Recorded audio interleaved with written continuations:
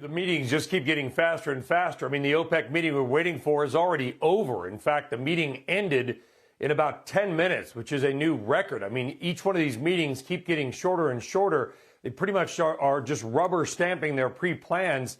Very little hard info coming out of it as well. Obviously, these meetings are now virtual. We're not in the buildings anymore. You're not just taking people aside and saying, hey, what's happening going on? But either way, OPEC is just going to stay the course with their pre-planned plan for adding 400,000 barrels per day more each month until they get back to pre-pandemic levels. Now, the market was kind of maybe hoping, wishing, praying, whatever it might be, that they would maybe give a surprise, add more barrels.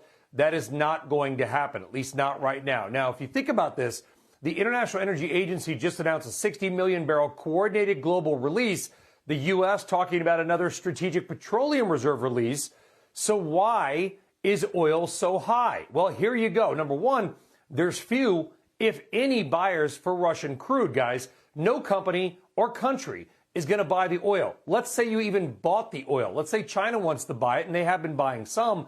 Well, good luck finding a ship to move it or store it, because unless you completely own the whole thing yourself, you're at risk of having your ship seized, or in some cases, your ship can't even get into port with the oil. That effectively is taking millions of barrels per day off the market. Global demand, take a few million off, in order to see what happens. Speaking of demand, demand is strong. The United States, we're closing in on nearly 21 million barrels per day of oil demand. That is more than we were right before COVID hit. Goldman Sachs out with a note this morning saying any added barrels, simply not enough to counter U.S. and global demand growth. And also, three guys, don't forget this, trader positioning, the options market, people have positions on, they get squeezed, they got to cover, call it a short covering, whatever you is. Either way, it's almost like the perfect trifecta of bad news, or good news, I guess, for your long oil contracts with the oil market. Now, the consensus right now is really the only thing that is going to either stop oil's climb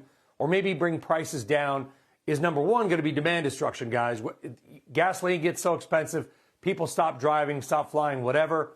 Or the end of Putin's war, or some kind of massive Iranian nuclear deal that puts their barrels back legally on the market, or some combination thereof. U.S. producers, yeah, they're slowly raising output, but not aggressively enough to matter much, because shareholders, as you know, will punish them if they start spending money again to drill holes in the ground. The next OPEC meeting set for March 31st, so a second one in the month of March, and maybe that one will be a little more, I don't know, meaningful than this one, Andrew.